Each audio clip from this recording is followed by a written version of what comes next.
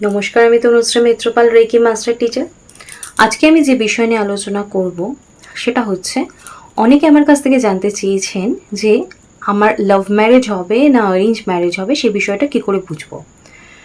দেখুন, এই রেকির মাধ্যমে জেনারেলি আমরা যেটা করে থাকি সেটা হচ্ছে আমরা আমাদের নিজের যে মনের যে ইচ্ছা থাকে সেটাকে আমরা প্রোগ্রামিং করি। তাতে কিন্তু আমাদের ইচ্ছা অনুযায়ী অনেক কিছু হয়। সেক্ষেত্রে আপনি যদি কাউকে ভালোবাসেন, আপনি যদি কাউকে পছন্দ করেন, সেক্ষেত্রে সেই জিনিসটা কিন্তু ম্যাচিওর করার চান্সেস অনেক বেশি থাকে। কিন্তু যারা আমরা রেকি জানি না, শুধু রেকি যারা জানি তাদের নিয়ে আলোচনা করে তোলে আপনি, যারা আমরা রেকি জানি না তাদের নিয়েও আমাকে আলোচনা করতে হবে, কারণ এখনও প্রচুর মানুষ রেকির নামই শোনেনি। তাই রেকি জানাটা অনেক দূরের কথা। তাই যারা রেকি জানি না তারা কি করব, দেখুন, লোসু গ্রিডের মাধ্যমে কিন্তু আপনি জানতে পারবেন যে আপনার লাভ ম্যারেজ হবে না অ্যারেঞ্জ ম্যারেজ হবে। সেক্ষেত্রে আপনাকে বলে রাখি, লোসু গ্রিডের যে ডিটেলস একটা পিকচার আপনাকে এখানে দেওয়া রইল, আপনারা স্ক্রিনে দেখে নেবেন। তার সাথে সাথে এই লোসু গ্রিডে যে প্ল্যানেটের যে পজিশনটা সেটাও এখানে দেওয়া রইল স্ক্রিনে, আপনারা দেখে নেবেন যে কোন ছকে কোন ঘরে কি কি নাম্বার বসছে। সেই নাম্বারগুলো আপনার ডেট অফ বার্থে যেইগুলো প্রেজেন্ট রয়েছে সেগুলো সেখানেই বসাবেন। যদি একটা নাম্বার দুবার থাকে সেটাও বসাতে পারেন, আর যেগুলো থাকবে না সেই ঘরগুলো মিসিং থাকবে, এখানে মিসিং নাম্বার হিসেবে সেগুলো থাকবে।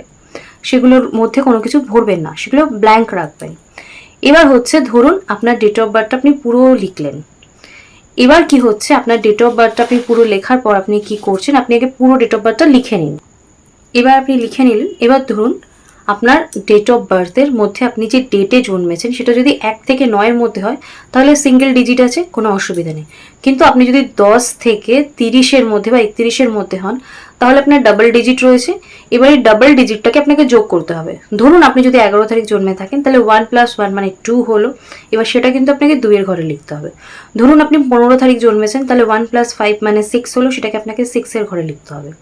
ধরুন আপনি 19 তারিখ জন্মেছেন তাহলে 1 + 9 হচ্ছে 10, তার মানে এটা 10 মানে 1, এখানে আপনাকে 1-এর ঘরে লিখতে হবে। ধরুন আপনি 31 তারিখ জন্মেছেন, 3 + 1 মানে 3 + 1 মানে 4, এটা আপনাকে 4-এর ঘরে লিখতে হবে। আশা করি আমি আপনাদের বোঝাতে পারলাম। তো এইভাবে আপনি আপনার মূলাঙ্কটা বের করলেন।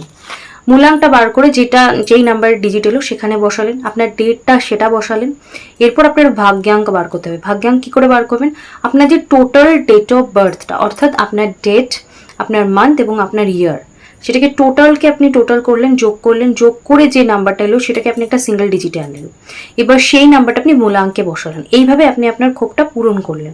তার মানে একটা ঘরে ডেট বসাচ্ছেন, ডেটের যোগ করে বসাচ্ছেন, একটার মধ্যে মান্থ বসাচ্ছেন, একটার মধ্যে ইয়ার বসাচ্ছেন, একটার মধ্যে ভাগ্যাঙ্ক বসাচ্ছেন। পুরোটা কমপ্লিট করে ফেললেন।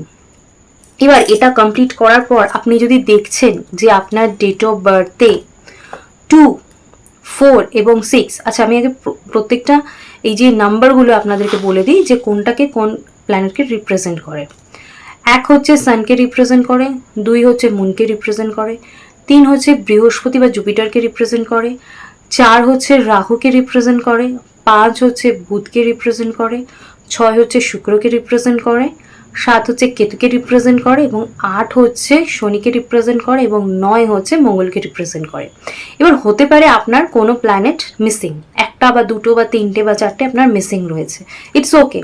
কিন্তু আপনাকে দেখতে হবে আপনার যে এই লোসু গ্রিডের নাম্বারের মধ্যে আপনার 2, 4 বা 6 এই তিনটে আপনার প্রেজেন্স আছে কিনা। 2, 4 বা 6 যদি আপনার প্রেজেন্ট থাকে তাহলে মাথায় রাখতে হবে, বা এই 2, 4 বা 6-এর মধ্যে যে কোনো একটিও যদি প্রেজেন্ট থাকে তাহলে আপনার লাভ ম্যারেজ হওয়ার চান্সেস খুব বেশি থাকে।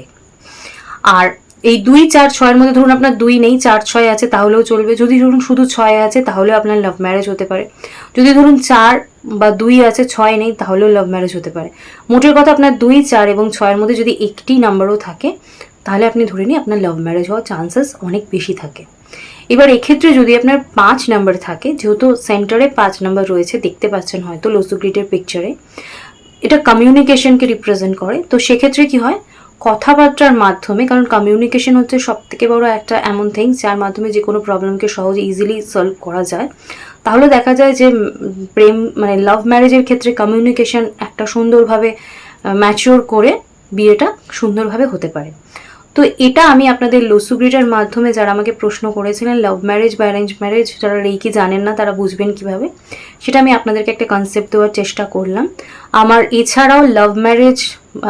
এছাড়াও বিয়ে সংক্রান্ত সুইচ ওয়ার্ড বা অ্যাঞ্জেল নাম্বারের ভিডিও রয়েছে, আমি লিঙ্ক ডেসক্রিপশন বক্সে দিয়ে রাখলাম। আপনাদের যাদের প্রশ্ন আছে বা যাদের বিয়ে হচ্ছে না বা বিয়ে করতে চাইছেন বা ডিলে হচ্ছে, তাদের যাতে সাকসেসফুল ম্যারেজ হয়, তাদের জন্য আমার ভিডিওটা দেওয়া রইলো, আপনারা প্লিজ দেখে নেবেন। অবশ্য করে বুঝতে পারবেন যে কোনো প্রবলেম হলে সেই জিনিসটা এই সুইচ ওয়ার্ডগুলো বা অ্যাঞ্জেল নাম্বারগুলো ইউজ করলে হিল হয়ে যাবে। আজকে আমি আমার আলোচনা এখানেই শেষ করব, বাট শেষ করার আগে আপনাদেরকে মনে করিয়ে দেবো সেটাই, যে যারা আমার চ্যানেলে আজকে প্রথমবার এসছেন বা আমার ভিডিও দেখছেন, প্লিজ তারা আমার চ্যানেলটা সাবস্ক্রাইব করে আমার পাশে থাকবেন। আর আমার ভিডিও যদি আপনাদের ভালো লাগে বা হেল্পফুল লাগে, তাহলে প্লিজ একটা লাইক করে একটা কমেন্টস করে দেবেন। আপনাদের ভালো লাগার জন্য, আপনাদের কমেন্টসের জন্য আমি বসে থাকি। আর একটা কথা বলবো, যারা বাংলা বাদ দিয়ে অন্য কোনো ল্যাঙ্গুয়েজে আমার ভিডিও দেখছেন, তাদের যদি কোনো রকম কোনো কনফিউশন থাকে, স্ক্রিনে আমার ফোন নাম্বার যাচ্ছে, আমাকে কল করতে পারেন। সকাল 10টা থেকে সন্ধে 8টার মধ্যে আমি অ্যাভেলেবেল থাকি। তো আমি অবশ্য করেই আপনাদের প্রবলেমের সলভ করব। আর যারা আমার কাছ থেকে রেকি শিখতে চাইছেন, তারাও আমাকে ফোন করে বুকিং করতে পারেন বা কোনো কনফিউশন থাকলে, কোনো কথা থাকলে জানতে পারেন। আজকে আমি আমার আলোচনা এখানেই শেষ করলাম। দেখা হচ্ছে অন্য কোনো বিষয় নিয়ে অন্য কোনো দিন।